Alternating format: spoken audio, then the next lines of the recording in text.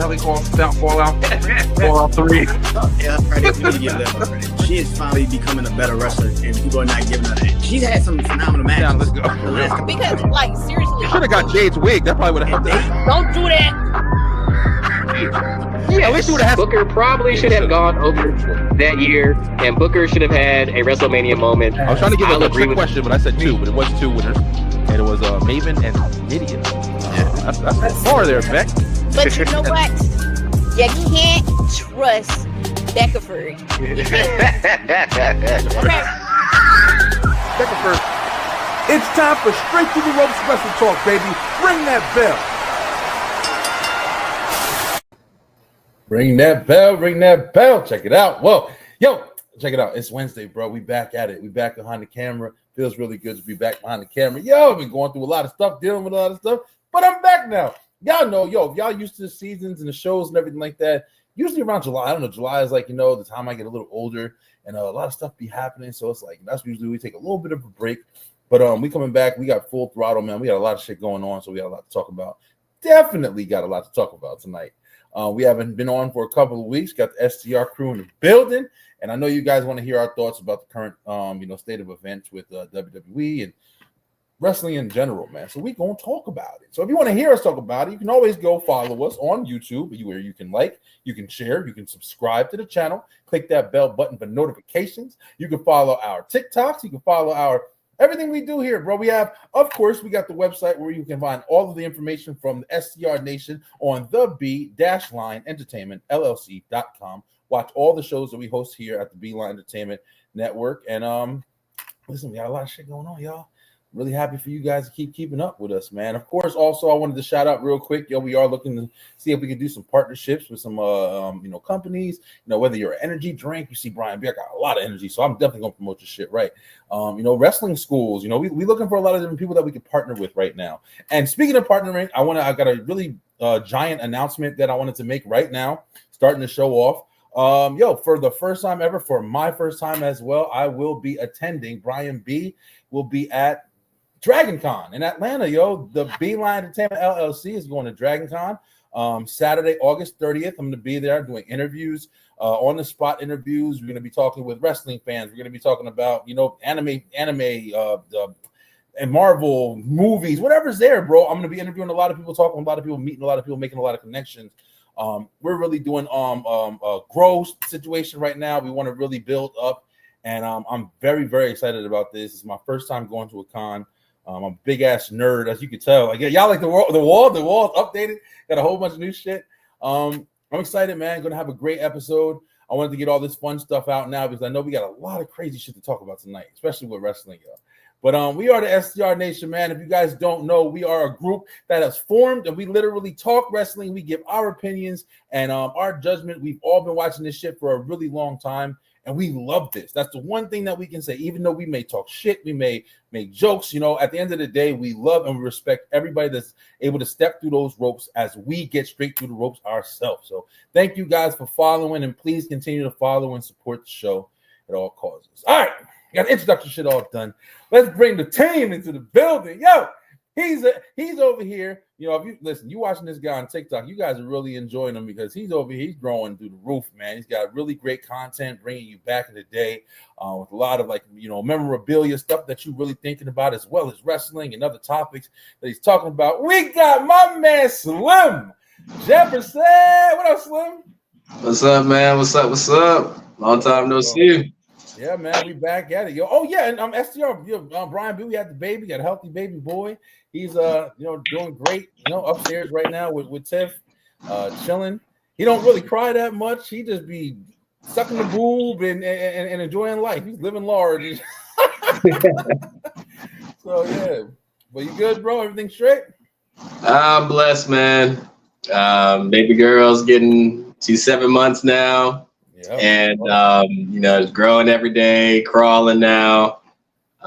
Teeth getting ready to break through, just growing every day. And we'll be starting the new semester here at college in the next week. So I'll be getting back on the grind a little bit. Had to enjoy my summer while it lasted, but other than that, we've been good, man. We done hit 4,000 followers on TikTok. Been grinding hard. me just being silly and appreciating music and other people's cultures and taking us back to like, you know, when we were kids and stuff like that. You know, you gotta.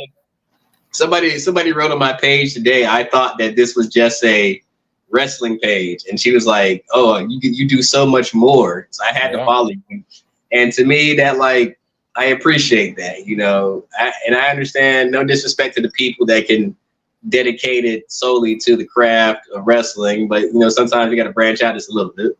No, hey, listen, I am fully with you, bro. We're actually going to talk a little bit more about that topic too.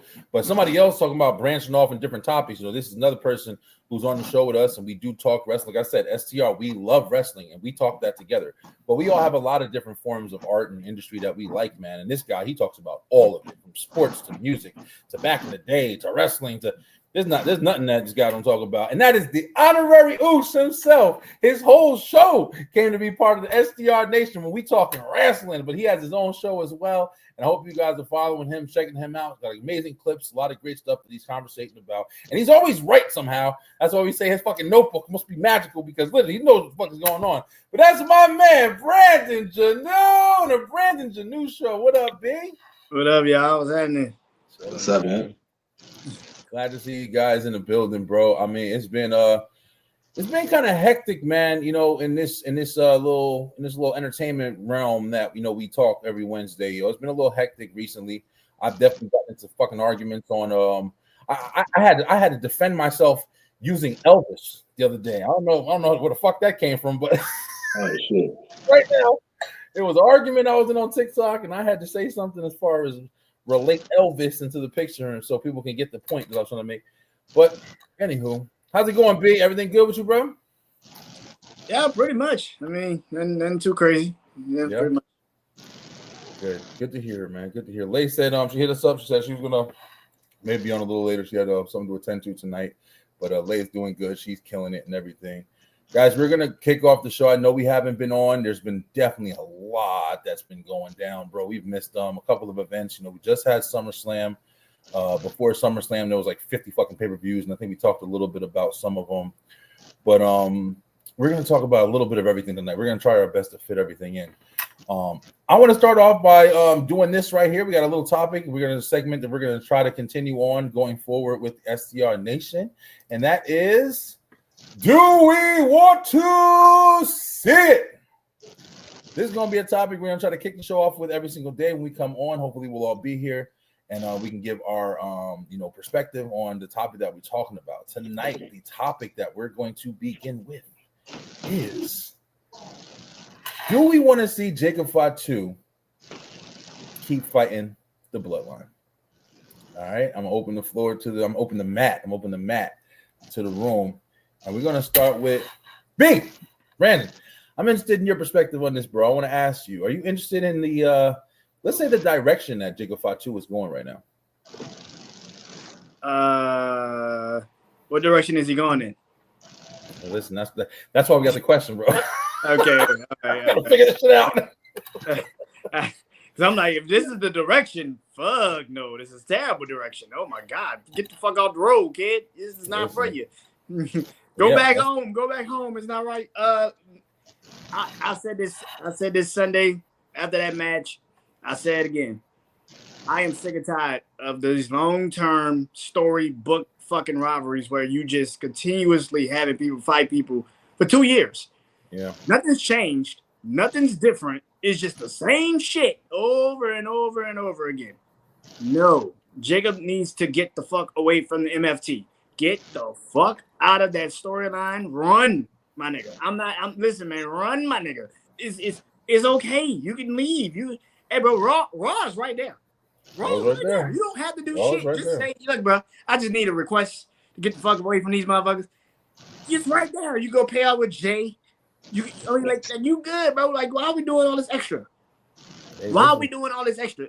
I am sick and tired of long ass 2-year storylines with no build, no nothing. The story has died numerous times, and you still want these motherfuckers to fight. I don't get it. I don't understand it. I wish they would stop doing this shit. And Jacob need to get the fuck away from that. If you're not moving him up to Cody Rhodes or Randy Orton, Drew McIntyre territory, then let his ass go to Raw and pair up with Jay and Roman enjoying the fucking War Games match, and we can move the fuck on. Interesting point. Yeah, definitely close off strong there. That's actually interesting. You know, there is some stuff that we're building going into the end of the year here. We got 4 more months. And yeah, one of those is War Games. So we're going to definitely see what's going on with that. Slim, we're going to ask you the same question, brother. Do we want to see it? I'm pretty sure Brandon was definitely a hell no in that category. A Stone Cold. Oh, hell no. It's a fuck now. Fuck nah. Nah, me. So I'm big on SummerSlam is the second biggest PLE of the year, right behind WrestleMania. Right. Which means to me, if you push the story past WrestleMania, it should conclude at SummerSlam. Like, what more of a story can you tell with Jacob and Solo? Oh, I used to love you. You betrayed me. You stole the U.S. title from me. Now I got JC Mateo, Talatonga, Tungaloa. They got my back. I'm basically in Roman's spot from the last 4 years, except with the U.S. title. So, I mean, I felt like it should have concluded at SummerSlam, and they should both be going in different directions. Because, I mean, not trying to be funny, the one that's coming out better in this feud is honestly Solo. Solo has been charismatic. Solo with the U.S. title actually works. You know, he's not in the main spotlight, but he's got a grip on the mid card. And the only thing that kind of pisses me off with the entire thing is that God was robbed of a TLC match moment at SummerSlam because Tama Tonga's hurt. But honestly, I felt like they should be done with it because, I mean, steel cage matches back in the day were ultimate payoffs. If we met in a steel cage, that was it. Outside of Hell in a Cell, steel cage matches would be like, that's it. That's it. Like, yeah. And that's another thing. Can we make the steel cage match, you know, a steel cage match? Like, keep these motherfuckers out the cage. That's the point of the cage, motherfucker. That's the point of the cage. Into the cage. Bro, I thought I was crazy. I thought I was crazy because literally, like you both just said, a steel cage match, the whole point of a steel cage match was there's nothing stopping anything. We're locking the fucking door, and you're going to hash this out in the worst way because you're locked in a steel cage together. You have to climb out this motherfucker to escape each other. That was the point of a steel cage match. But somewhere down the line, this shit got watered down to everybody can get in the cage. Everybody can jump off the motherfucker. Like, you rarely see like an escape from the steel cage. Now, you always see the door opening, the ref standing with the door and shit. Listen, bro, a steel cage is supposed to be a closer. And I heard both of you guys, do we want to see it? Like Brandon said, and pretty much like Slim said, no. I'm tired of seeing the bloodline shit.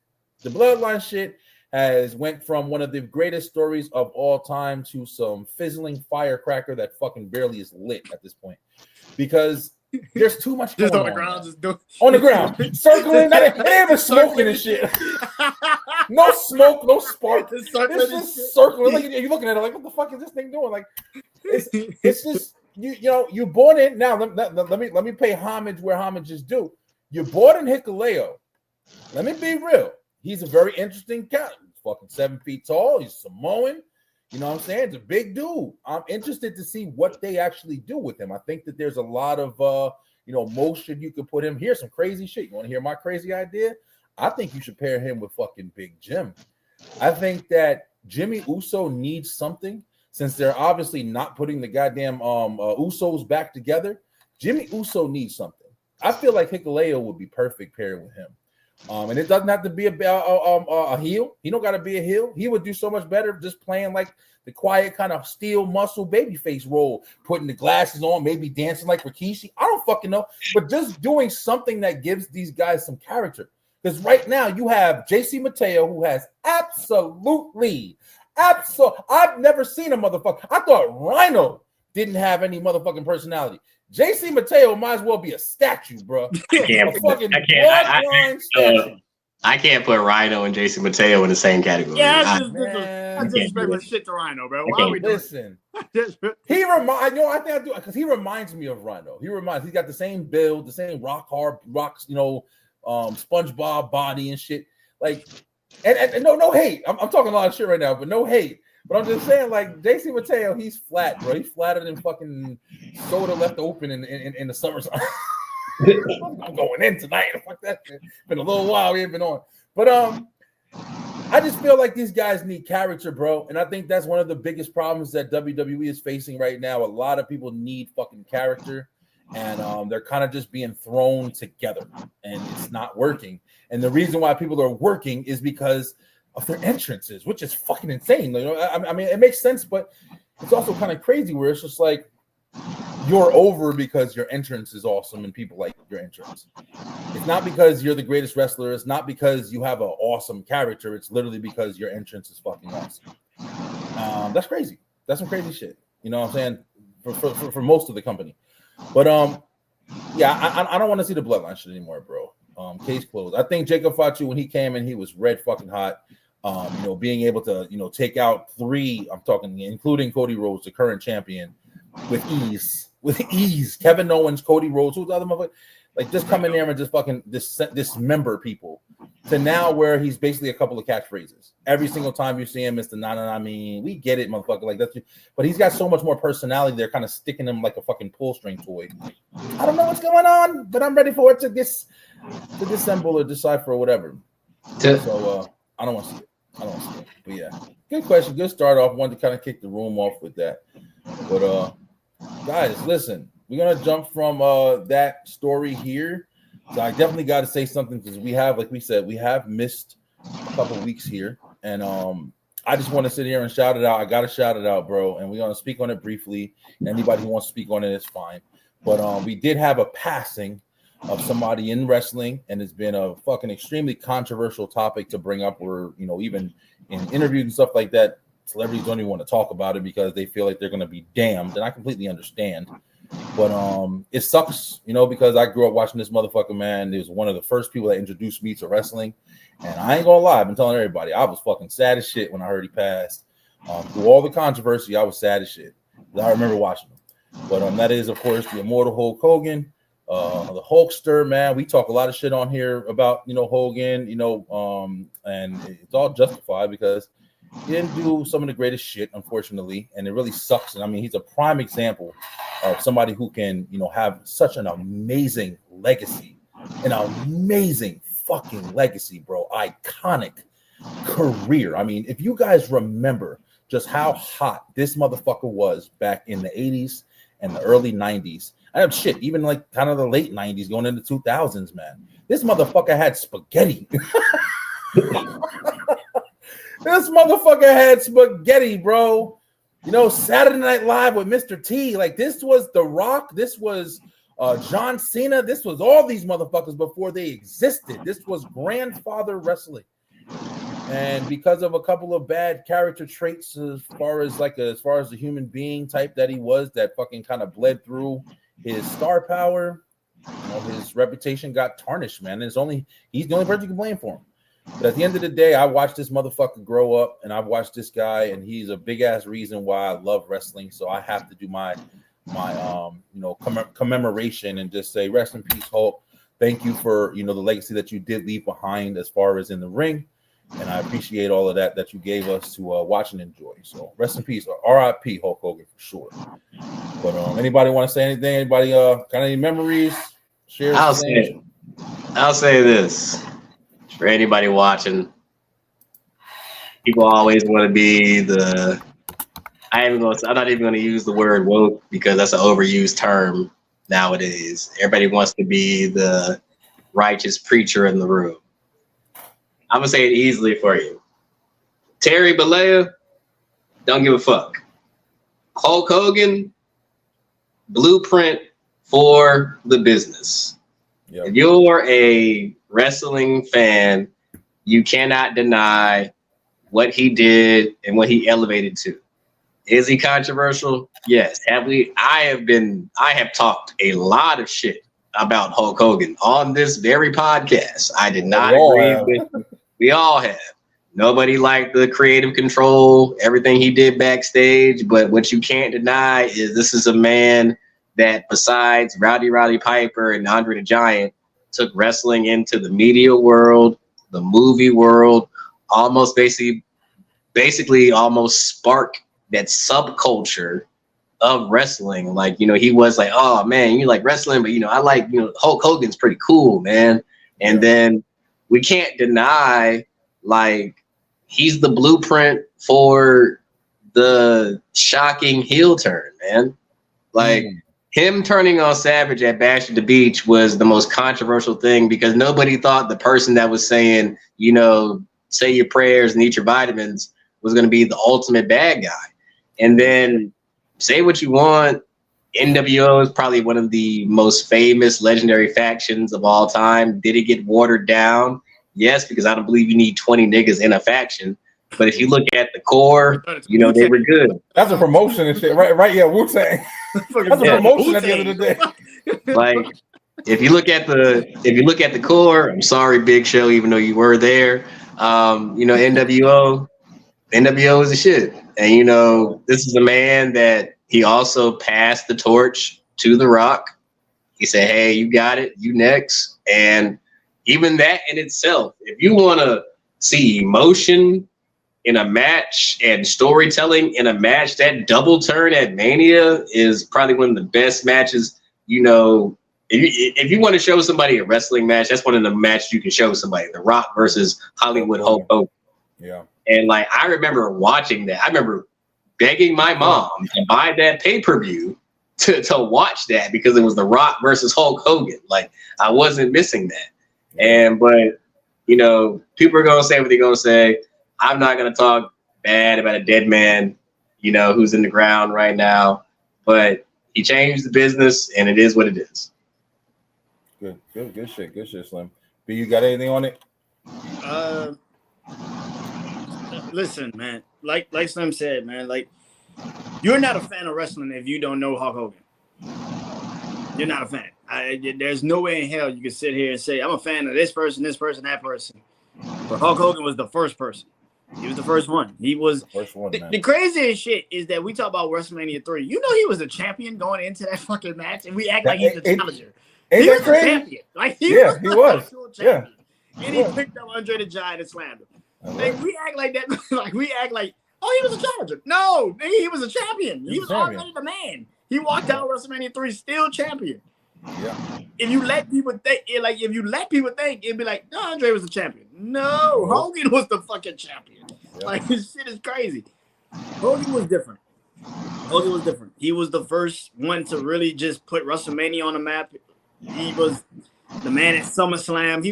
All this shit was built around him.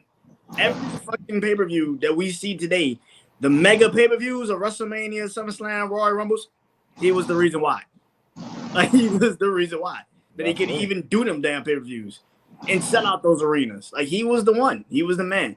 WCW was dead. Yeah, talk some shit, B. They were dead. Talk some shit. And when he finally turned heel, they destroyed WWE. That's why I say all the time, you can't sit up here and give me that it's competition nowadays. No, bitch, no, it's not. I've seen competition. And that shit was really lopsided. Like, it was superiorly lopsided. It was not even close. Like, WCW was whooping WWE's ass for like 83 weeks of this month. Regularly, They didn't even get close. Like, it was just, it was bad. All because this man turned heel for one night. Turned heel, joined a faction, and became the most over shit we've ever seen in the 90s. History. You know how good you gotta be to get fucking Jay Leno over in a wrestling ring. You know how my God. You know how crazy this shit is when Dennis Rodman and Karl Malone are both playing the NBA Finals and they decide to take a detour to WCW just to fuck with y'all. Like, that is crazy shit to do. That's some shit you just don't do. Like, Hogan was that dude, man. You gotta give him his credit. Yes, dude. Listen, like I said on my podcast, we can give him all of the credit, all of the respect. That's true. We give him all the credit, all the respect for what he's accomplished. But he also was a fuck up. Let's not act like he wasn't also a fuck up. He was gotta be real in both ways. Yeah, absolutely. He had his moments in wrestling, and like I said, I'm not gonna speak on what he did personally. His personal is his personal. But in the business of wrestling, You don't do the shit you did to stay at the top like he did. You don't fuck over Sting. You don't pretty much try to kill the Undertaker's career before it even starts. You don't do shit like that. He did that shit. He didn't want to give Bret Hart a proper rematch. He just dropped the belt to Yokozuna and just left. Like, the fuck we doing? Like, yes, we can give him his flowers, but we also got to be honest too and say, bro, you was a fuck up in the business. Absolutely. You tried to derail a lot of people's fucking careers. The fact that you ran to Vince McMahon when they was trying to create a wrestling union and you ran to Vince about it. I gotta sit there and be like, look, bro, you tried to fuck over a bunch of fucking people. Like, I cannot give you all of the praise and then just forget like you didn't just fuck over like half these motherfuckers too. That's crazy. We're not even gonna bring up the steroid trials. I mean, oh bro, man, listen, like, bro, come on, man. You definitely can't bring up that shit. That bullshit ass neck brace. Ain't it crazy? Ain't crazy talking about this. This is gonna kind of lead into our next topic we're gonna talk about real quick. But isn't it crazy that if you watch that Vince McMahon documentary, I remember that shit as a kid, but I didn't know what the fuck was going on. So it's like, but now seeing the documentary and being able to put two and two together, it's crazy that Vince McMahon went through all of that shit and just whoop, no, fuck that shit, whoop, no, fuck that shit, and got through everything. No matter what, the motherfucker never been convicted of anything. And he's been in the courtroom on multiple occasions. That shit, that's why it's like, it's a lot of talk right now. And Brandon, you hit the nail on the head as well, man. Both of you guys hit the nail on the head with the whole scenario. It really sucks having somebody that should be idolized, especially in this business. But now you talked about people, you talk to people, and you can't even speak on them. That shows you how important reputation is, man, in any fucking field, any realm. But Hulk Hogan is one of the types of people that you hear this, and there's kind of like a similar trait, a characteristic trait with people who are like the greatest when it comes to, like, you've heard shit about Michael Jordan. You've heard like of course, like, Mike Tyson and his controversy. It just seems like you get this weird trend when it comes to people who are amazingly talented. And I don't know if it's a competitive nature. I don't know what the fuck it is. It's it's psychological, but he definitely had the shit, and it's like he did try to make sure that he remained on top no matter what. And it does suck, man. Even if you're talking about like Diddy and shit, like, what I'm saying, like, these people have these characteristics where it's like they're in a powerful fucking state and they don't want to let that shit go, and they'll do damn near anything to fucking stay in that position. And it's a slippery slope. It's like anything can be broken down into basic competition and drive. Like, example, you could work at a Fortune 500 company and your ambition could take you all the way to the top. Now, somebody else with the same ambition is probably willing to step over more people than somebody who's willing to go the corporate ladder route. So I get what you're saying. It's like that age-old saying, sometimes you don't want to meet your heroes because you never know how they truly are going to be. For real. Yeah, man, it is. It's just an unfortunate thing, but like we all said, I think we all firmly agree. Like, the motherfucker was iconic, but his reputation preceded him in a negative way, which sucks, but it is what it is. But still, R.I.P. Hulkster, man. Thank you for the memories, and we're gonna move on from that. But we're not gonna move on too far from that because it's kind of similar to what we're talking about now. I'm kind of gonna dive into some of the things that have been going on recently in WWE, and this is the topic: is kayfabe important for wrestling? Is kayfabe important for wrestling? I didn't say WWE. I'm saying wrestling. And we're gonna have a nice discussion about this, guys. Hope you guys are ready to talk, because this is kind of some discussion shit. I know there's a lot of wrestling going on and shit, but I figure a lot of people are talking about that. We're gonna get to it. But recently, of course, at SummerSlam, we just witnessed the return of somebody. I'm not gonna lie, I did not fucking expect this. I did not think that this guy was coming back to the company. I honestly, in my opinion, that match he had with Cody Rhodes was a retirement match. It seemed like a retirement match. I ain't gonna lie. Like it wasn't stated, but it definitely seemed like a retirement match. Brock Lesnar. Brock Lesnar's back, man. He's back. We know there's a whole bunch of controversy going around with Vince McMahon that literally caused this motherfucker to leave the company. Vince McMahon to leave the company, and Brock Lesnar's name has been mentioned in that controversy. And now, after some time off, it looks like, Brock Lesnar, they're saying that, hey, listen, he doesn't have any attachment to it. Some people are saying he still does. It's a lot of shit. So let's go ahead and start with Slim this time. Slim, Brock Lesnar coming back. Let's just get your opinion and how you feel. Straight up. Well, to piggyback off what you first said, Cody and Cena was wrestling like the rent was due. That was the best Cena match I've seen this whole damn retirement tour. Be real with you.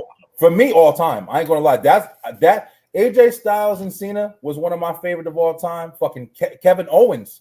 When Kevin Owens beat Cena when he first came up, that was damn near my favorite Cena match of all time. That Cody Rhodes and John Cena match, I think that shit took the place. That match was phenomenal, bro. He was tossing that boy. That shit was phenomenal. But here's my thing, because I've watched probably about every other reaction video, long dissertation about this, Facebook massive wall post, and any other wrestling group. It's split down the middle 50-50. The realization for me is that, I'm not going to lie, when I heard the music, I popped. I was like, holy shit. Yeah. Did not expect this. And what caught me real off guard was Michael Cole cussing on live television. Oh shit, he did? I didn't even hear that. He said, holy shit, loud as fuck. And I think this is my thing. I'm not a lawyer. Unless a man is convicted, he's innocent until proven guilty. That's what it says on paper in the law in the United States. Now, here's my also thing. I'm pretty sure that John Cena had 100% creative control on the opponents that he wanted to go out with. And I'm pretty sure that we all know Brock was the next big thing. And when Cena was coming up, they weren't necessarily neck and neck. Brock elevated way before Cena, but they did have that classic rivalry, for over the years, especially that I think was post the People era. We weren't quite in the new age era yet when he came back from the UFC. They had that great no holds barred match where Cena knocks him out with the chain and FUs him on the steps and everything. And him and Cena actually had some, that was the start of the John. They had some really good matches. So I think that I'm not mad. He is back, and I'm a dispel this. I don't want to call it BS, but I'm gonna dispel this major thing right now. Everybody was screaming, "Oh, they brought Brock back. Why can't they bring Odyssey Jones back?" Odyssey Jones don't draw a fucking dime compared to Brock Lesnar. And honestly, I said bring Odyssey Jones back. You might as well go ahead and quit right now. Just don't watch wrestling. And honestly, not trying to be funny. Some of it comes across as fake outrage to me because I didn't see half of these people fighting for Velveteen Dream's career after all that crap went down. So miss me with some of this. But back to Brock, this is my thing. If Cena wanted him, he there now. And we getting this probably at Perth, maybe, and whatever the next big PLE, Clash of the Castle, is going to be. And then, honestly, you know what also could come from this? That could lead to the next major big thing. Give me Brock Lesnar versus Braun Breaker in a passing of the torch match for the Beast title. I want to see that shit. Yeah, that wouldn't be bad. I mean, Slim, like you said, I'm gonna jump and kind of take the mic real quick after you just said what you said, like, because I 100% agree. The same thing. I popped when I heard it was Brock. I don't think I popped because I was excited he was back. I think I popped because I definitely wasn't fucking expecting that. That was a super surprise. At the same time, I was pissed for another reason because I've said it vocally in TikToks. I've said it vocally on here. I'm tired of the fucking part-timers, bro. I don't. If it was up to me, I get it. Cena's got literally 4 months left. If it was up to me, I wouldn't be. I would be, if I was in creative. That's how I'm going to say this.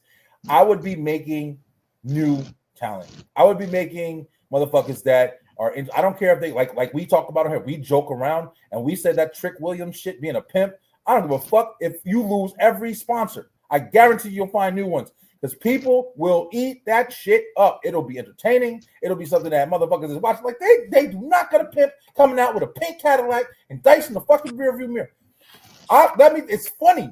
It's funny, but let me tell you something. It would be crazy fucking engaging.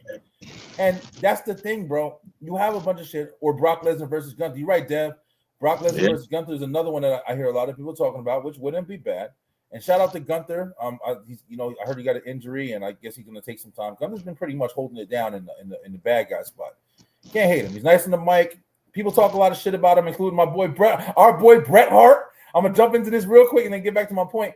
But Bret Hart, y'all saw what Bret Hart said about Gunther. Said he's a lazy wrestler or some shit like that. Oh no, I didn't hear this. Bret, yeah, damn, I thought I had the clip, bro. Bret going in on Gunther. Said, Gunther's lazy? Saying, what? Gunther's style of wrestling is like lazy wrestling or some shit. You know, Bret Hart. Wow. Say whatever, yo. I would love to talk with him about that shit too. But anyway, like I was saying, like I'm tired of the part-timers. Like you said, Slim, I've been saying it all fucking week, basically, like, yo, the innocent until proven guilty is literally the key component. I get it if you're gonna keep controversial figures away and they are involved or wrapped up in some bullshit and keep them motherfuckers away. I can understand it. But at the same time, I'm not listening to this selective outrage, to this morally correct audience who everybody thinks they fucking know everything. I keep saying this shit over and over again, bro. I don't know if anybody's ever been in trouble before, but it seems like the motherfuckers who, like the goody two-shoes, maybe, like, I've been in trouble. Like, I went to jail. I've done a bunch of shit, okay? Y'all niggas don't know Brian V. Like, and I tell you that I understand the importance of making sure that you have the correct information before you damn somebody. I'm telling you right now. You read one little motherfucking thing, and I'm not saying anything about old girl. I don't know enough to say shit. That's why I don't say shit. But what I do know is everybody's going off of a one-sided fucking story told by one party. That's it. And the rest, the other side, is being assumed. It's being assumed because, first of all, we're dealing with $1 billion fucking corporation, and people are acting like they can just get in front of a camera like we are right now and speak. You can't do that shit. You can't do that shit. Why do you think so many people have so much fucking press and PR and lawyers? Whenever stuff like this happens, you have to be very delicate with how you fucking address it. And that's the reason why it's difficult when everybody has a camera and not a lot of people have a lot of knowledge and they read a fucking Google article and they think that they're law and order and shit now. That's not how it works, bro. We're going off of one deposition. We're going off of one person's fucking story. If you walked into a police station right now and said, hey, my neighbor is an asshole and I hate him and his dog is fat and his mom's ugly and blah, blah, blah. And that officer just had, okay, this is all this guy has to say. And he gets out and says, we're arresting this guy because his neighbor came over to us and said his dog's fat, his neighbor's ugly, and they just go arrest the motherfucker. Everybody's like, what the fuck? How do you know that was real? How do you know that? Got nothing. There's nothing to go off. You just got one side of the fucking story. But because it's WWE, everybody knows everything. Oh, no, it's Mr. McMahon. He has to be doing everything. Same shit y'all niggas knew about Diddy. Everybody knew everything, but like that motherfucker ain't going. It's just all I'm saying is, people get pissed at Brock, but if you still blasting R. Kelly, you know that's a conflict of interest. That's crazy. Oh shit. R. Kelly. There we go. Another motherfucking deal. They got a million motherfuckers saying. I'm also, I don't want to be crazy either and say, like, I'm also aware that it's still potential. Don't get me wrong. It's still potential that everything is absolutely right that's being said. I'm not trying to go so far on the other side of the field. I'm just trying to point out the fact that I'm dead ass in the middle. I understand. I don't really give a fuck about seeing Brock Lesnar. I don't really give a fuck. I mean, he's there. Okay, cool. I'm not going crazy, but I just feel like I feel like there's so much outrage, yo. It's so much outrage, and I just hear so many people just thinking that they're so fucking right and entitled, and we should cancel these motherfuckers and stuff like that. Now, okay? We talk about kayfabe and shit, right? Of course, let's touch this first, and then we'll jump into the next thing. But I started this topic right here because of the Unreal documentary that came out with Netflix and stuff like that, where they're kind of showing a little bit more engagement of stuff going on in the background. Have you guys checked it out yet? I have. I mean, I'm up to like episode, I think 3 or 4 right now. I mean, this is my thing. You know, the honest answer is kayfabe died a long time ago. A long time ago. Like, even though it kind of died before this, kayfabe died for me with Undertaker streaking. Be real. Wow. But like, I get it. It's nice to peel back the curtain to see the true essence of the superstar. Like, you know, I think that this documentary gives a better light on Charlotte and how she actually is behind the scenes as well. But I feel like certain things should just be saved for the business. Maybe I'm too old school about how it should be protected, but you know, we live in a society where we have to know everything, how it's made, how it's done. Like that's why you don't see many magicians nowadays. But I mean, I think it's just like, I think, you know, we live in a society where we want to know how everything is done. Like, you know, it's like we want to know the ins and outs of everything. Yeah, no, I agree. How you feel, B? You like the Unreal concept, or do you kind of feel like the same way? Like, should we a little bit less is more, especially in a realm where you're supposed to be making something believable that is a little bit more theatric? You know what I'm saying? Like, you know, that's WWE is theatrics, bro. Wrestling is theatrics. How you feel? I don't care. I don't care. I think people get emotional over bullshit every day, and it's nothing. It's nothing. We shouldn't be that damn upset over things that we know how the shit is gonna go already. We already know how wrestling is made. Are we that damn stupid? Are we like?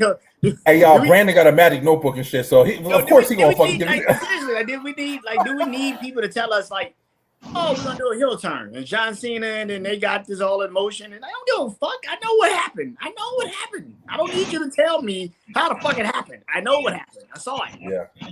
Like, what are we doing? Oh shit. I think people get emotional over bullshit every day. Every day people get emotional over bullshit. I don't care. It gets to the point where I don't care. Nah, so yeah, the Brock Lesnar shit. If we talk about the Brock Lesnar shit, I think Brock is only here for literally a year. They gonna get to next SummerSlam. He gonna get his match in his hometown, and then he's done. We're getting closer and closer to a lot of these dudes retiring. Yeah. John is about to go. Brock is pretty much out the door. AJ is pretty much telling y'all he's pretty much done at the end of this year. Like, that's a lot of shit that we're getting closer to a lot of these dudes retiring. AJ and Dom, that match though. I don't know how long Ryan Killings is gonna be there, but even he's about to get out the door in a year. Like, there's a lot of people that's about to transition out of the damn wrestling ring. We're gonna hold on real quick. Keep that thought real quick, B, because we got somebody else. She coming through the ropes. She back in the building. But the first lady of SDR is here, and we got Lay in the building. What up, Lay? Hey. Oh. Like, you want to move? Hold on, I gotta find. I'm getting my headphones out the car. Okay, now go ahead. You hear what you hear us talking shit. You hear us talking shit. That's all that matters. Who is laughing? That's your tag team partner. Okay.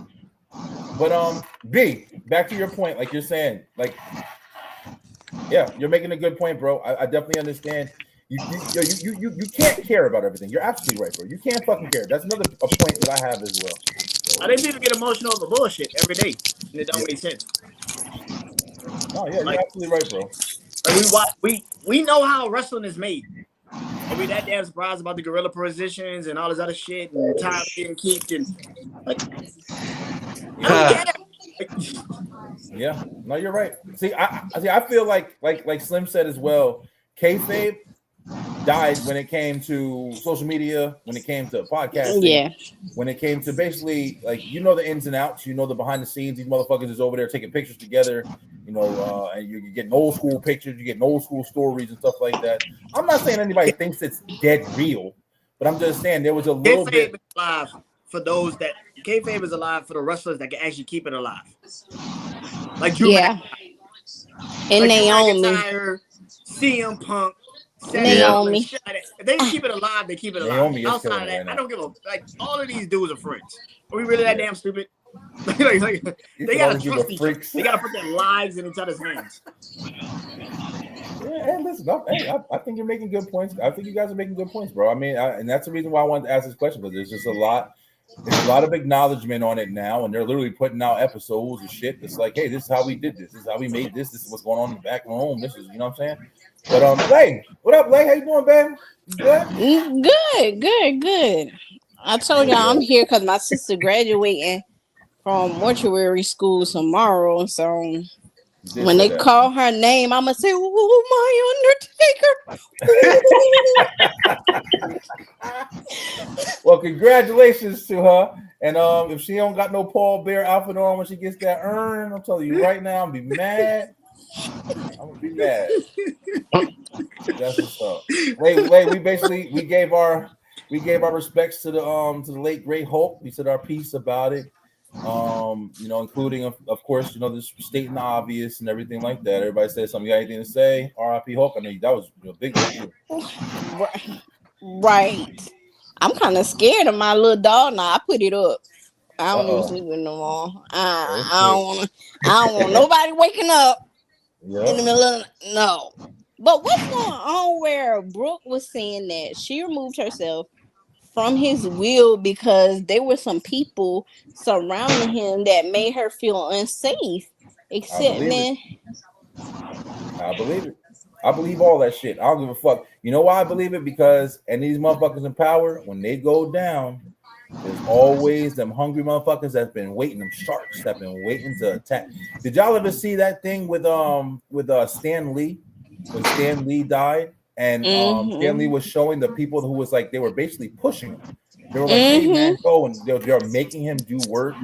And they were, what's it called? Yeah. Whenever you're in these positions, bro, you're a fucking person of high power, high caliber, and then you get older, and you got more people who are looking at you. And that's like what vulnerable. We were talking about at dinner. I don't know if y'all probably saw the clip of Ric Flair and Chris Brown meeting up, and I was like, he's everywhere. And my dad was like, well, Roddy Piper had told a story about how he told Ric Flair that he needed to take time and just save his money, but Ric Flair spend his money, leave early in the morning, travel, go to different bars and stuff like that.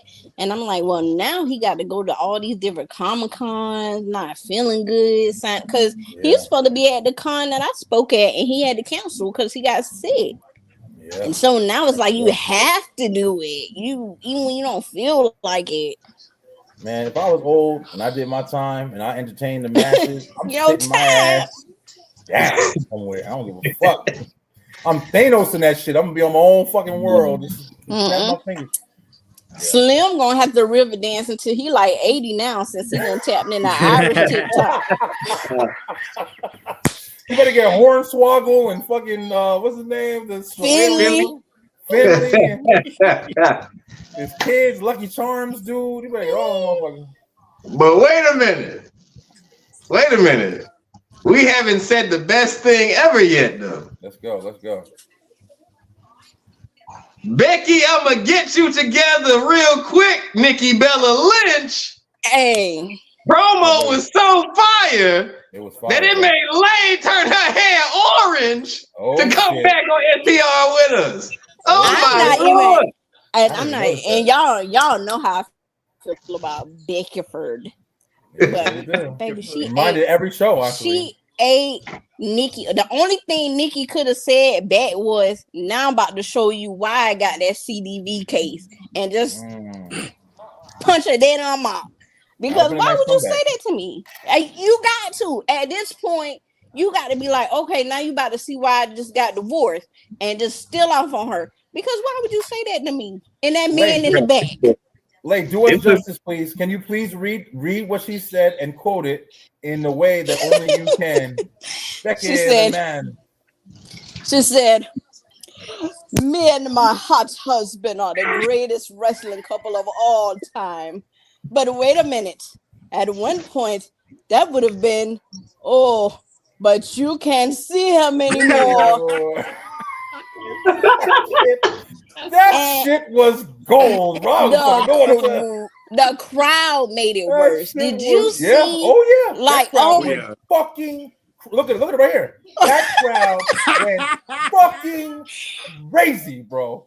Like, bro, that was me in my living room. That shit was crazy. That was the biggest pop I ever. Yo, listen. Hey, listen, y'all. Listen. That was the biggest pop I ever fucking saw in a way. Yo, like as far as a conversation, not even somebody returning.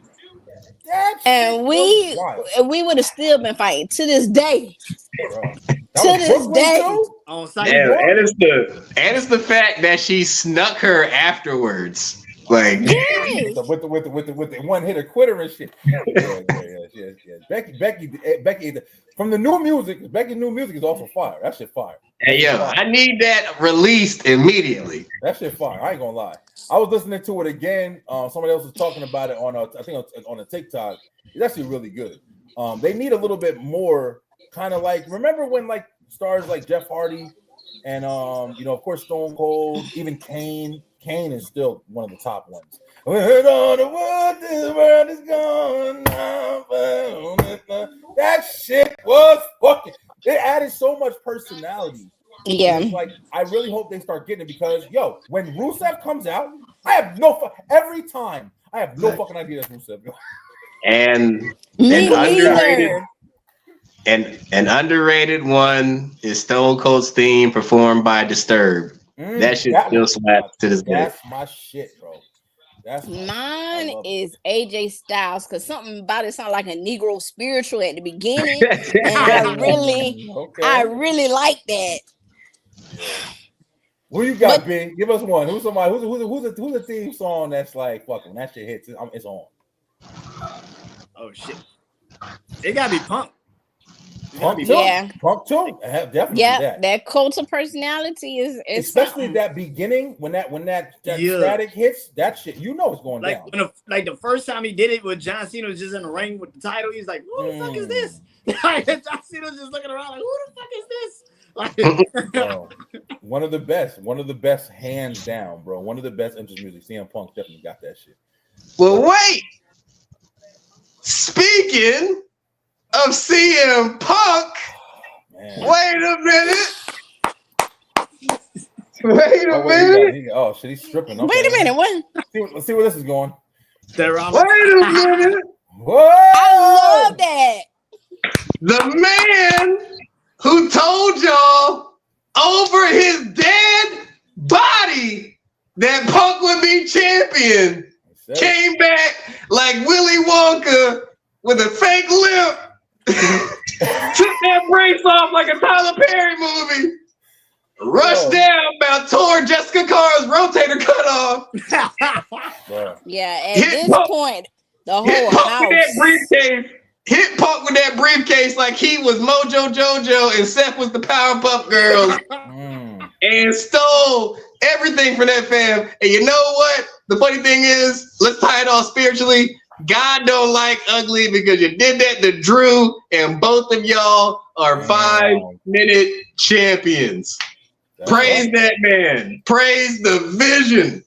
And then people were saying he did that to Jeff Hardy. They said that was karma for how he did Jeff Hardy. So he did that. See, people keep saying this about Jeff. He did that shit to Edge. Edge got laid out by Batista. That motherfucker just ran down the ring. Oh, that's right. That's right. Yeah, he did. That's right. Yo, listen.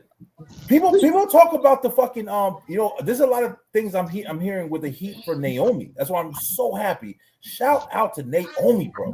I'm so happy that she won because everybody talks like the Money in the Bank. Oh, I don't like it. The Money in the Bank is doing exactly. I know we've had this conversation. It's doing exactly what it's supposed to do. It gives you an opportunity, and you take that opportunity wherever you get it. How can you be mad at somebody for taking advantage of an opportunity that they won? Now, how hard that fucking match was to win, that's their earning right there. So it's like, if you cash in, Seth did the fucking one of the greatest cash ins. He lied to his daughter, fucking lied to everybody, and lied to us. He walked around going to Starbucks and shit on crutches and shit. The whole household is just shut off his Ring cameras and shit. Or some of my posts misleading.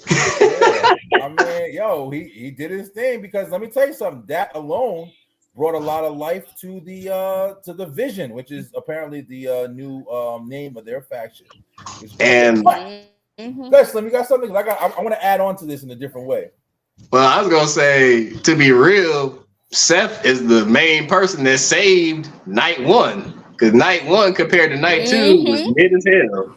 And I don't know if that was by design to like give you this big finish, but like, outside of Roman Reigns and Jey Uso and like Punk and Gunther, that was it. I wasn't even feeling Punk and Gunther like that. I'll be honest. I was kind of bored with that match. Charlotte and what you call that match was okay. Yeah, that was good. I really like fucking Roxanne, man. Roxanne, to me, Roxanne is one of the ones that I'm looking after now, because I'm like, I want to see her in the title picture. I really want to see her going forward. I don't trust her. Shout out to Dip Down Anime. You guys have been watching us all night. We really appreciate the support, guys. Hope you guys are enjoying the show as well.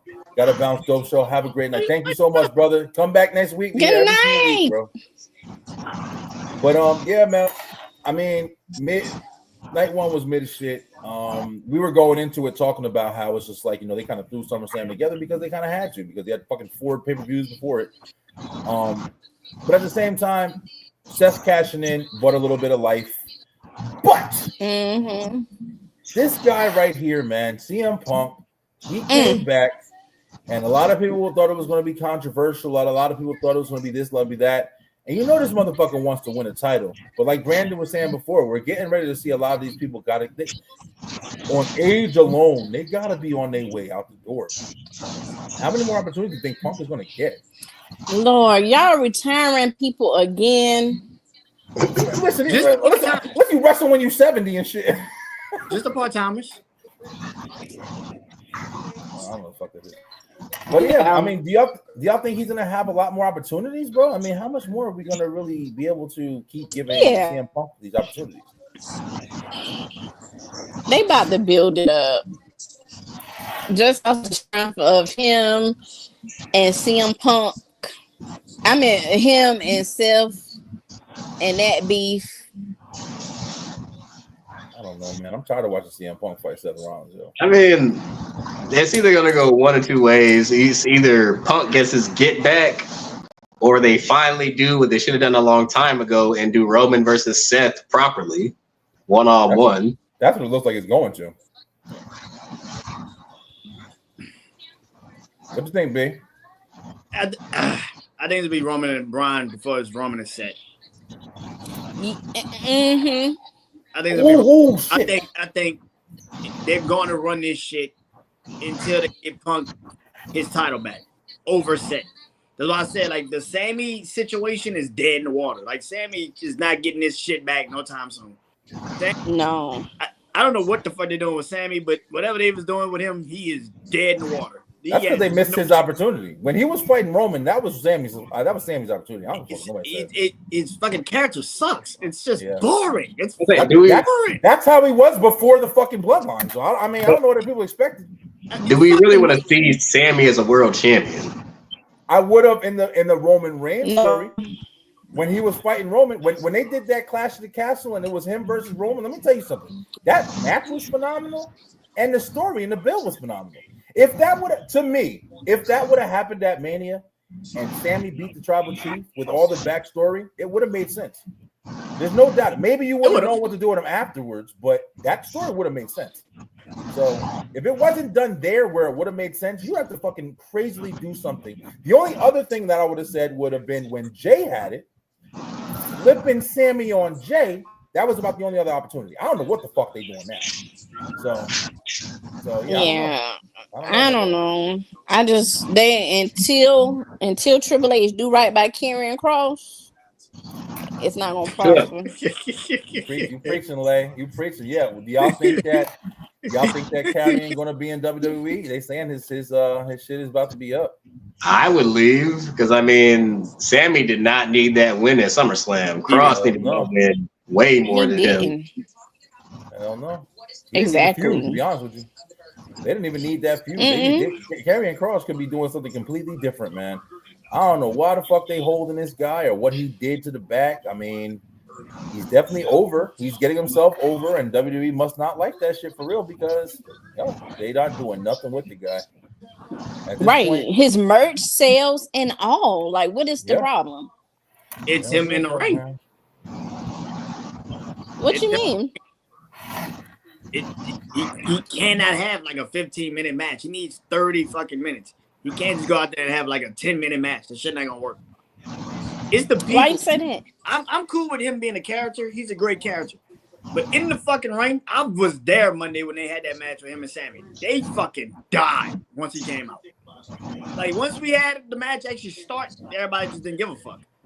They didn't care. But B, isn't that kind of WWE's fault though? Because I mean, listen, it's only your fault. It's only WWE's fault, and they're not giving you the opportunities. You're in the ring. You're in a feud, and nobody gives a fuck about your match. Nobody cares once the bell. I understand. Yeah, I understand. They care when you're talking on social media, but once you get into the hot seat, I feel you. That matters. That does matter.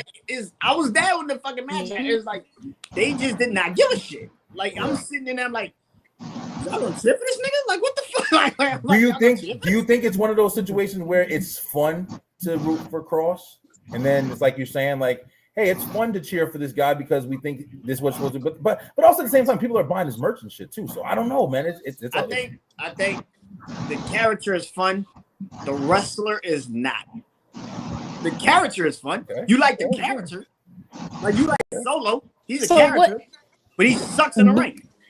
Do you think he's stiff or limited moveset? Like, what do you think is the problem? I don't think it's just his moveset. I just think they have fucked up with him. I think he cannot be a mid-carder. He has to either be at the top where he can work a 30-minute main event, or he's just not going to work. That's a good point.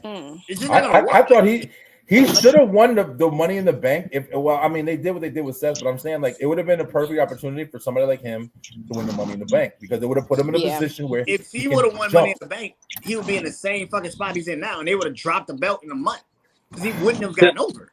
You can build a story around it though, bro. You know damn well, like we were just saying, the Money in the Bank briefcase is an opportunity. Anybody can win that fucking briefcase. But here's the thing. One thing that we're not saying. In the first time, this is the first time on the Triple H, both people that won the Money in the Bank were successful. Like that shit don't happen. Either the women win it and they're successful, and the men don't cash in and they don't win. They're unsuccessful. This is the first time that both are successful. Okay. Yeah. So yeah, you could have gave the Karrion Kross. He would have never cashed in. He would have never won a belt. Yeah, I mean, I honestly don't have answers anymore. I mean, we've been talking about Kross for a while. I mean, it sucks to say it, but I'm kind of not even like I'm on the realm where it's like I don't really care anymore. It sucks to say it, but there's a couple of things that I don't really care anymore about that we kind of been talking about.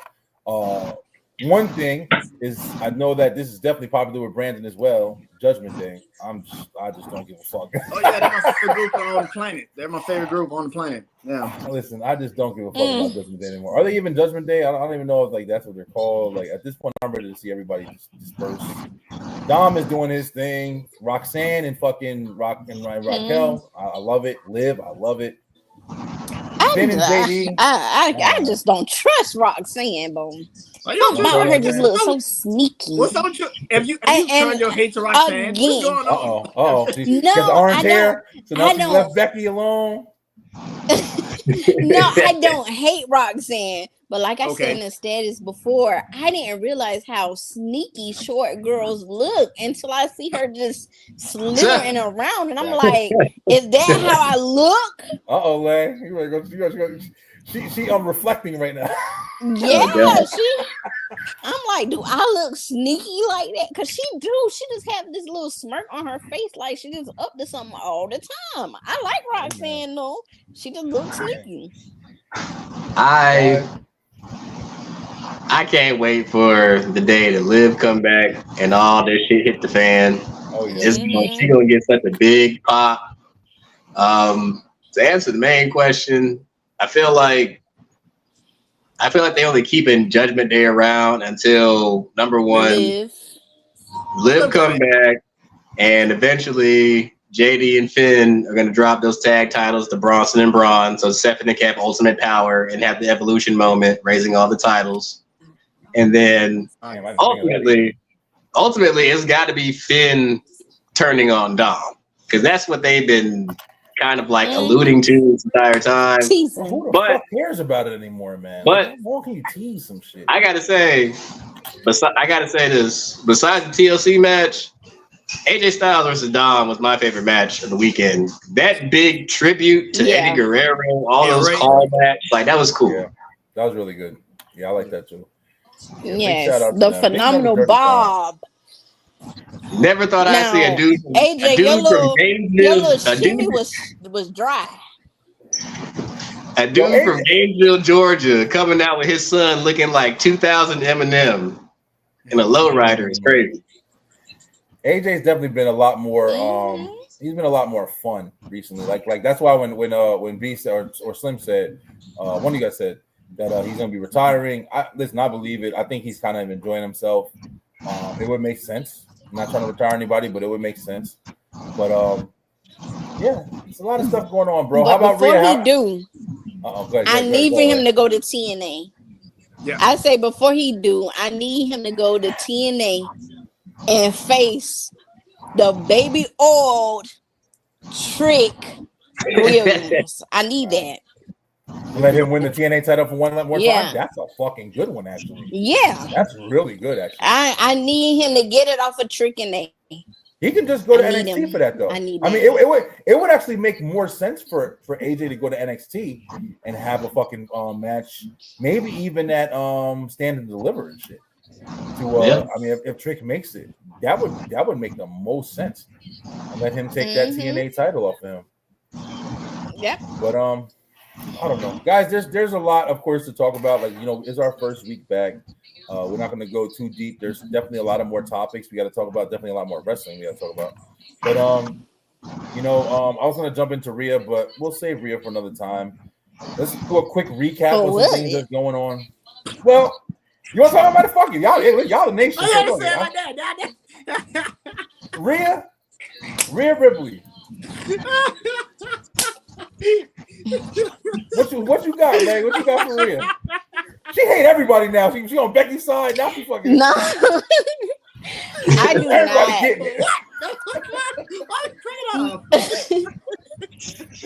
We were having a good show. We were. It was like it was going smooth.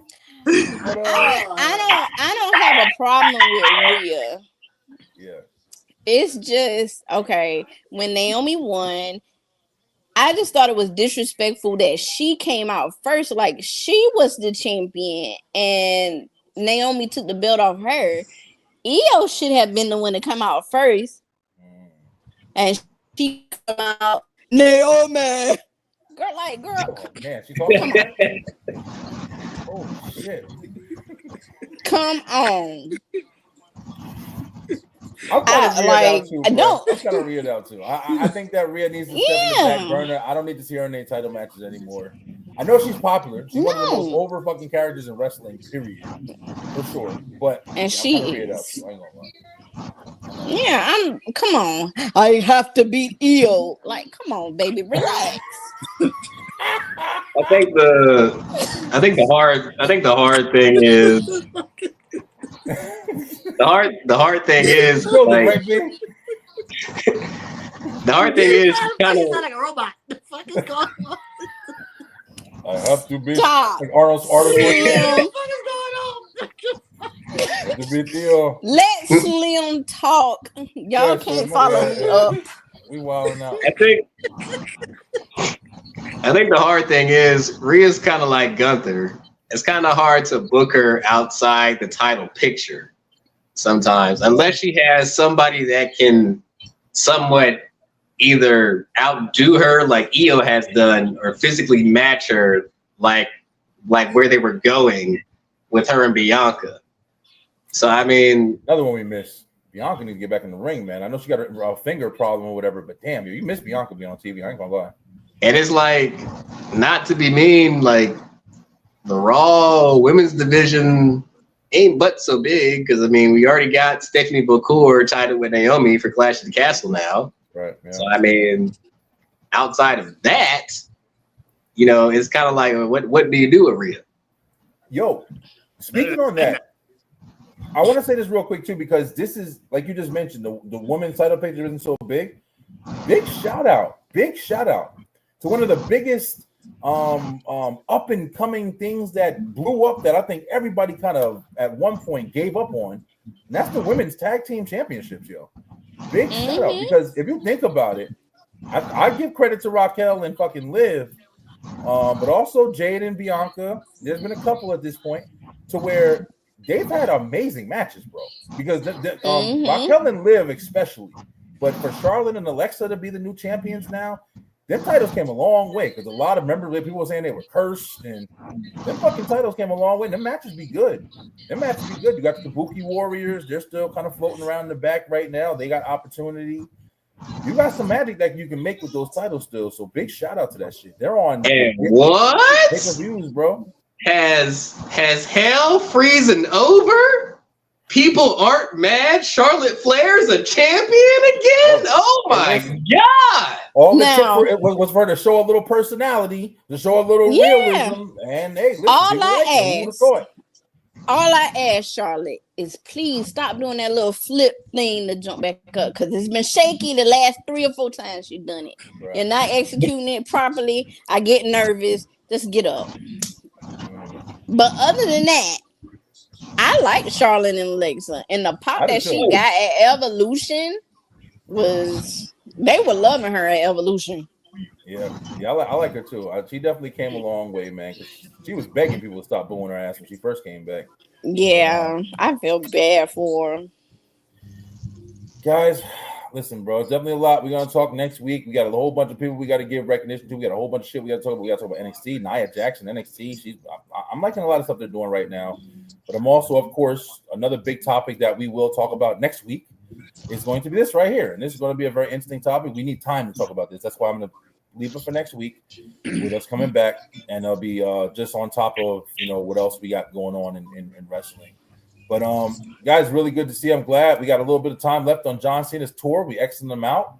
And he got a couple more appearances. And our man, John Cena, man. How many of you guys were happy to see Cena go back and get off this heel run shit that was not working? Oh, hell yeah. Yeah. Super happy, bro. It really was. That heel run was giving me Lyra vibes. Yeah, oh yeah. Yeah, man. He had what an amazing fucking match match of the night, hands down. Match of both nights, to be honest, in my opinion. But yeah, what an amazing match, bro. I mean, I'm starting to notice a little bit of a trend too. Like if I'm bored at the beginning of a match, I'm starting to think it's a good thing. Because I was kind of bored a little bit. I was like, damn, it's kind of going a little slow, but I see why. Because they were building. Yeah, it was a slow burn. That shit was good, bro. They went out. It was like they were like 20 minutes in, and then they went out into the crowd. I was like, damn, these motherfuckers, they ain't fucking around. So, yeah, well, look, B, John, he can't just go right out there no more. Yo, listen. Speaking of somebody I'm going to give flowers to, I don't fuck with nobody said. You see this motherfucker right here? Is he a wrestler? Hell no, he ain't a wrestler. But as far as being entertained by that Jelly Roll match, as far as the motherfucker used to be like 400 something pounds, and he jumped in the ring. If you saw his old school, he did a before. Remember when him and Truth and them was in the ring together, and that motherfucker tried to get up off the mat and couldn't get up?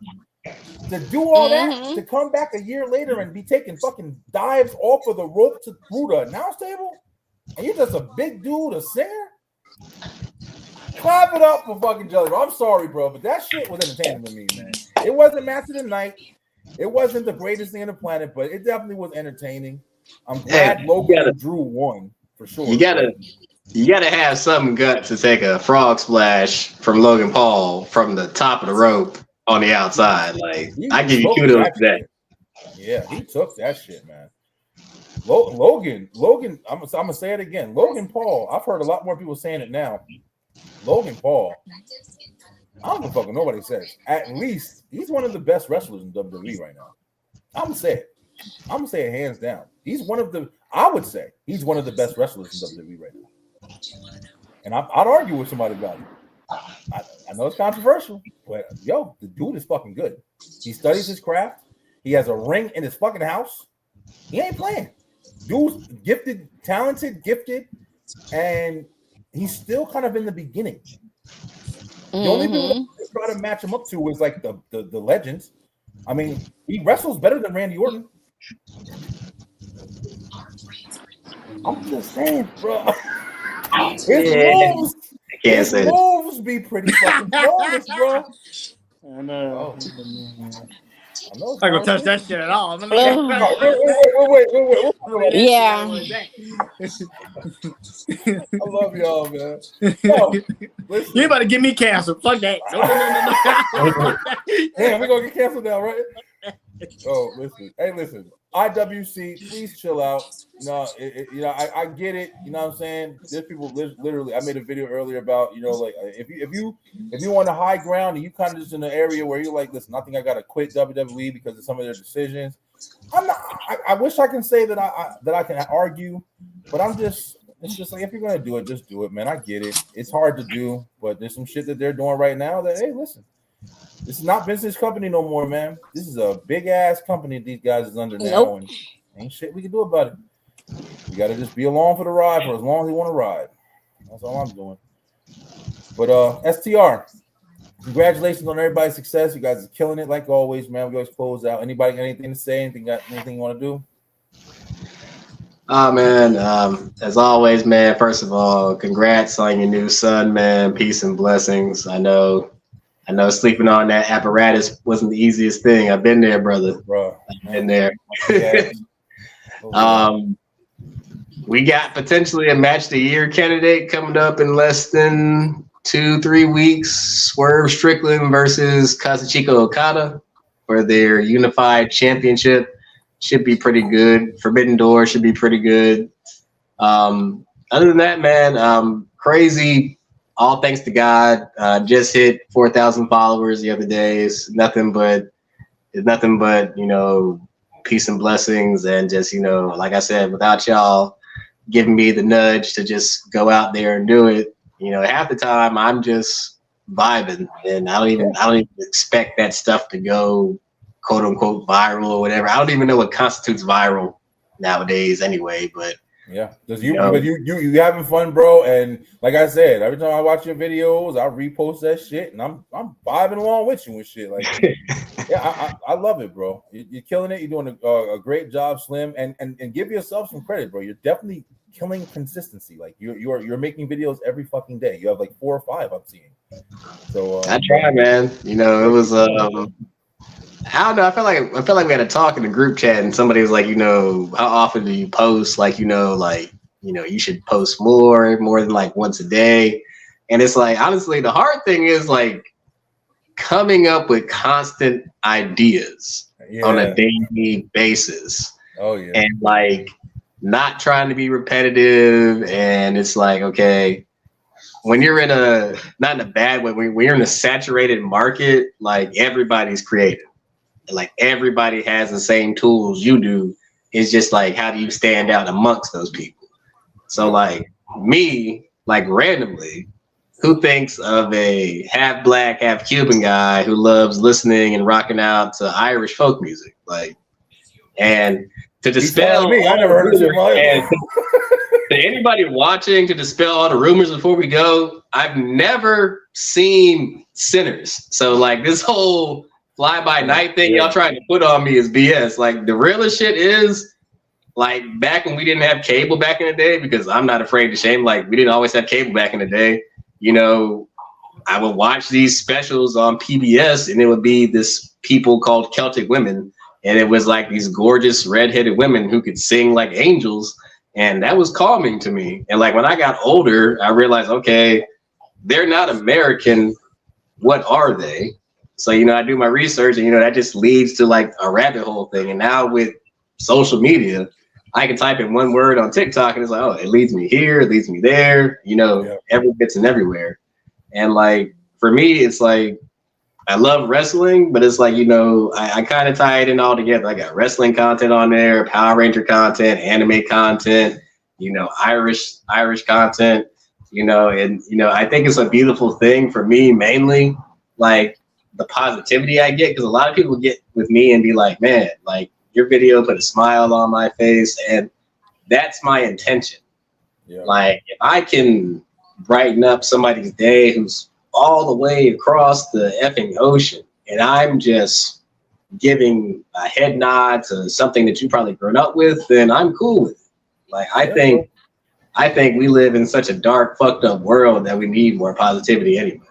Yo, listen, and that, speaking on that alone, just kind of piggyback over that right there. I'm not gonna lie, I don't know if I sent this in the group chat, but recently, man, I literally have a page on TikTok that I don't do no posting. Really, if I post, I'm reposting shit, just funny shit, and just like laughing and things that bring me joy. Like you just said, Slim. Like back in the day, nostalgia is a huge one. Music is a huge one. Like old TV shows, old commercials, like just shit like that or whatever. I watch that shit and I sit in my. I'm gonna go do it right now. So when I get upstairs, fuck all my posting sites and shit like that. I go right on there. And I just vibe out, man, and I relax, and I'm in a good motherfucking mind state, because there is a lot of bullshit, man. There is a lot of I can't even tell you how many motherfuckers I've blocked recently. And I don't block people like that, but I just block motherfuckers who just are constantly saying shit, always have something to bitch about. And at the end of the day, I complain too. Like I'm not saying but I'm just saying like people just live for that shit, and I'm like, are you that happy, bro? Are you that happy to constantly always be fucking talking negative about something? Just stop watching the shit, bro. Find something. So I get that state of mind, that peace, man. I definitely understand that. Lay, you're another one. I saw that the editing that you did for your for the, I think it was the hospital. That was awesome, man. Yeah, you guys are fucking killing it out here, bro. I'm definitely watching y'all, trying to share y'all creativity and shit like that with the masses. And fucking growing, man. I love our little unit we got right here, bro. Because at the end of the day, we are STR, and we are STR. Should sound so good. We are STR. We talk this wrestling shit together, but at the end of the day, we are also promoting each other. We are working with each other. We fucking care about each other. You know what I'm saying? Like we do really good work. It's like a family unit, bro, and I love that shit. And yeah, since apparently Brandon is the furthest away, we're gonna speak it into existence. A year from now, STR has to come together for a major PLE, for a major reaction video, man. We gotta do it somehow, some way. B, you pack up the football team, get them here, man. I'm telling you, bro, I really, really want to so bad. You don't know how much. That's why, like I said, that time when Lay was so close, I wanted us to hug or something. Like I've been fucking talking to y'all for like 2 years, bro. We gotta make this shit happen, yo. I'm not having no more kids, so I'm just letting y'all know my work is all work now. I'm going full throttle, so we gotta make something happen. That should be your Halloween costume. I know you hate the bloodline, but you probably got enough people to recreate the bloodline. Oh shit, that's true. My wife let me celebrate the shit. My wife don't fuck with holidays. She don't, shit. Yeah, but I usually do my Halloween specials. I'm not doing that this year. I think I've done them enough. I kind of want to do something for Halloween still though, but definitely still do something for wrestling with Halloween and shit too. Though. But guys, listen, man, we're gonna wrap it up tonight. Thank you guys so much for coming back with us. Thank you guys for joining in tonight. Lay, I know you was doing something and you still jumped on. Like I said, we're gonna be back next week and we're talking about a lot more stuff that's going on in wrestling. We're gonna be on here every single week going forward. I'm back. It's August, so we got football coming on, B, I know that usually around this time you open up a couple of shows, so I know that you get super busy around this time. So I definitely understand. You know, if you rock with Scott, always jump in if you can. If you can't, whatever. We know we love you, bro. We're gonna see you when you back. But I know the same thing about to do nothing this year. Yo, listen, man. We're gonna see. I always get excited around football time just because it's like I love this time of the year. I love the ending, the last 4 months with the holidays coming and it's cooler. It's not so fucking hot. I love all that shit. But B-Line, we love you, man. Stay tuned tomorrow night. We're gonna have, of course, the returning entertainment show. We're gonna be talking to Watch List. We watched Fantastic Four. We watched a whole bunch of movies, so I'm definitely gonna be talking about it tonight. You guys can watch and check it out as well. But we're gonna be talking about a lot of stuff tomorrow. And until then, we're gonna ask you to stay true, stay positive, pay attention, baby. And we'll be back next week coming straight through the roast. I'll holler at you. Thank you guys so much for watching. If you enjoyed that episode, make sure you head on over to the Beeline Entertainment LLC YouTube channel, where we have so much more for you. We have the Beeline Web Show on Tuesday nights, as well as Straight Through the Ropes Wrestle Talk on Wednesdays, and of course, the Beeline Entertainment Show on Thursday night. Join us and make sure that you hit that like, hit that share, and of course, subscribe with that bell button for the notifications so you can make sure you're getting all the great content from the Beeline Entertainment LLC. Let's go!